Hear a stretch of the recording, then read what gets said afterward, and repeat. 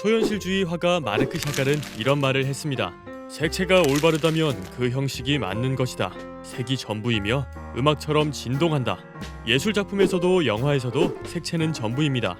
배우들이 첫 대사를 말하기도 전에 관객들은 색채만 보고도 영화의 분위기를 짐작합니다. 앙상한 나뭇가지에 푸른색 배경이 깔리는 것만으로 차갑고 쓸쓸한 감정을 느끼죠. 색채는 강렬하게, 때론 은은하게 자신만의 고유한 매력으로 관객들의 감정을 움직입니다. 당신은 오늘 어떤 영화를 보고 어떤 감정을 느꼈나요?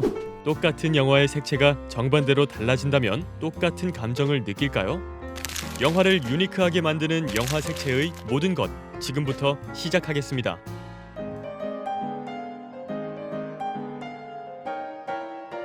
세상에는 수많은 색들이 존재하고 그 색들은 영화에 많은 영향을 주는데요. 실제 영화 색채를 연구한 논문과 자료들에 의하면 이렇게 수많은 색은 관객들로 하여금 영화의 다양한 분위기를 느낄 수 있도록 해주고 등장 캐릭터의 성향까지 파악할 수 있도록 도와주기도 합니다.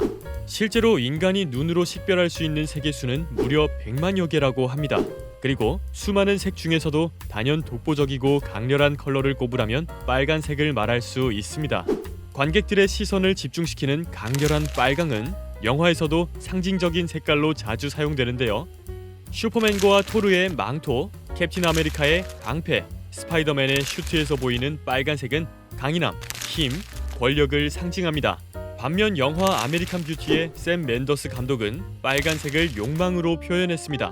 극중 무기력하고 무능한 주인공 레스터 버넴은 지루한 일상을 보내던 중 딸의 친구 레스터를 만나면서 불타는 욕망을 느끼게 되는데요. 영화 내내 그의 잘못된 성욕은 강렬한 빨강으로 시각화됐습니다. 뿐만 아니라 아메리칸 뷰티에 나오는 수많은 감정들을 여러 사물을 통해 빨간색으로 표현하여 간결하고 강하게 보여주었습니다. 그런가 하면 같은 영화에서 정반대의 의미로 사용된 빨간색도 있습니다. 영화 케빈에 대하여에서 자유로운 여행가였던 에바의 젊은 시절 열정은 토마토 축제와 조명을 통해 붉은색으로 표현됐습니다. 이와 달리 영화 후반부에 등장하는 빨간색은 분노, 절망처럼 생기 없는 감정을 담고 있죠. 영화 쉰들러 리스트는 조금 독특한 시도를 했습니다. 흑백 영화 속 여자아이의 코트만 빨간색으로 표현해 관객의 이목을 집중시켰는데요. 이러한 효과를 통해 아이에게 비극적인 사건이 발생하리라는 이후 스토리를 함축적으로 표현했습니다. 빨간색을 메인 컬러로 쓴 국내 영화 사례로는 친절한 금자씨가 대표적입니다.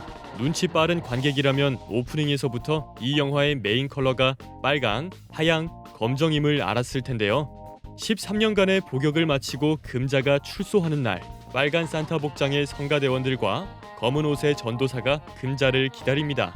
이윽고 빨간 땡땡이 원피스를 입고 나타난 금자에게 전도사는 두부처럼 하얗게 살라며 흰 두부를 건네지만 금자는 그럴 생각이 없습니다. 바닥에 떨어진 두부의 하양은 속죄에 대한 거부를 뜻합니다.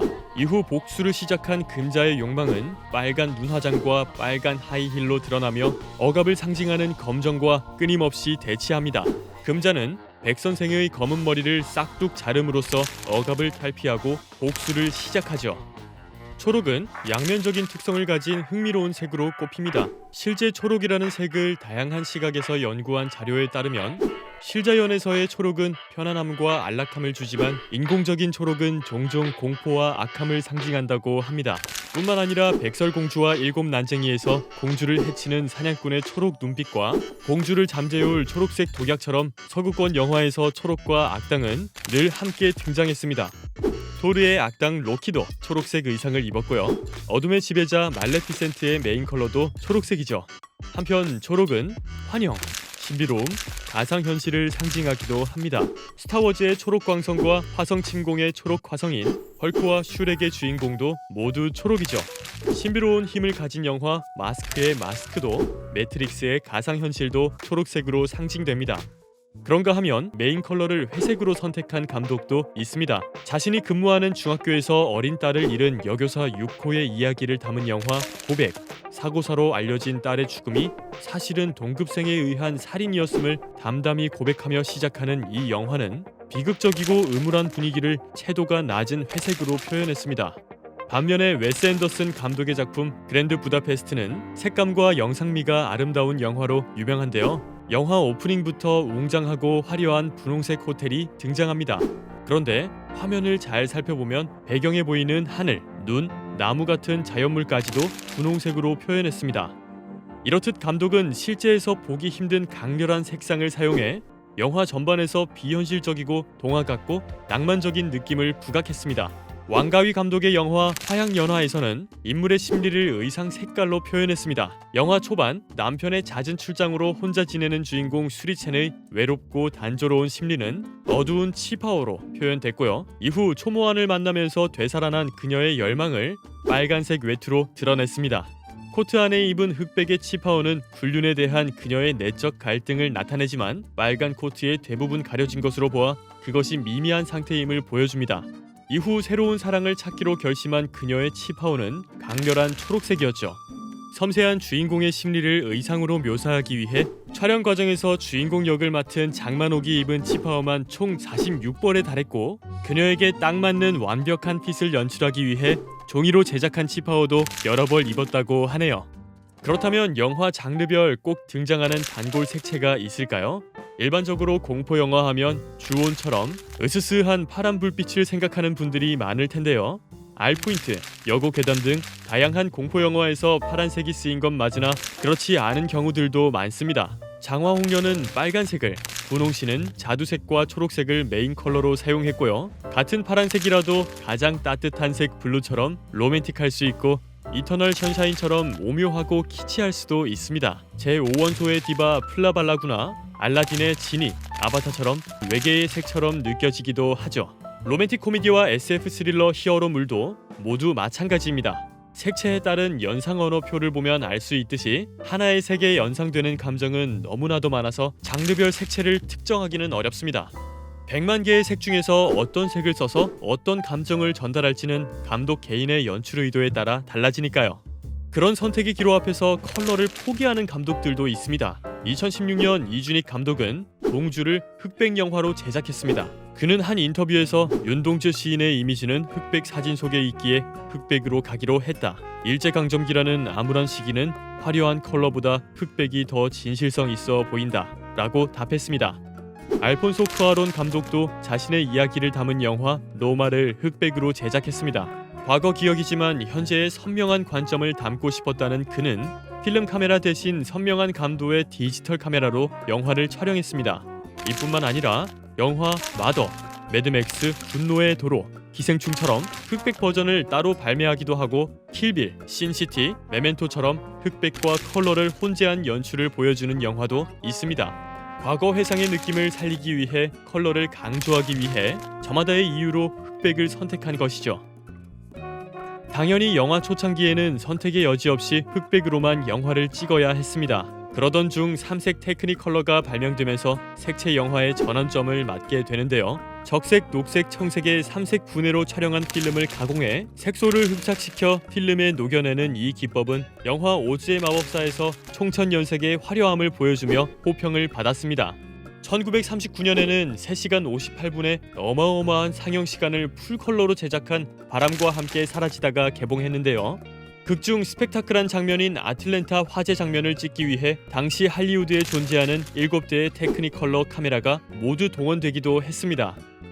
색채 영화가 주류로 자리 잡으면서 색 보정, 즉 영화의 색감을 결정하는 후반 작업도 중요해졌습니다. 과거에는 잘못된 색을 다듬는 색 보정에 그쳤다면 지금은 연출자의 의도에 맞게 영화 전반의 색채를 수정하는 중요한 후반 작업으로 자리 잡았는데요. 후반 색 보정을 위해 촬영 전부터 감독님과 테스트를 수차례 걸치기도 하고 촬영 당일에도 원하는 색을 표현하기 위해 각종 장비가 동원된다고 합니다. 실제로 김우영 촬영 감독의 이야기에 따르면 넷플릭스의 리틀 드러머걸 프리프로덕션 때는 촬영 전날까지 색보정 테스트를 수차례 진행했으며 현장에서 미리 이야기한 색보정 기준으로 촬영을 진행했다는데요. 이런 과정을 거치는 이유는 색보정을 염두에 두지 않고 찍으면 후반 작업이 너무 복잡하거나 원하는 색감을 뽑아내기 어려울 수도 있기 때문입니다. 이렇게 촬영한 원본 영상은 색보정을 거쳐 극장에서 상영되는 최종본으로 탄생합니다. 색을 표현하는 방식에도 다양한 기법이 있는데요. 블리치 바이패스는 말 그대로 컬러 사진의 현상 과정에서 거치는 표백 과정을 건너뛰어 필름 표면에 은입자를 세탁하지 않고 남겨두는 기법입니다. 블리치 바이패스를 적용하면 색상 대비가 강해지고 채도는 떨어지기 때문에 어둡고 차가운 느낌을 줍니다. 암울한 전쟁 상황을 담은 영화 라이언 일병 구하기가 블리치 바이패스의 느낌을 잘 살린 수작으로 꼽히며 국내 영화로는 올드보이가 이 기법을 사용했습니다.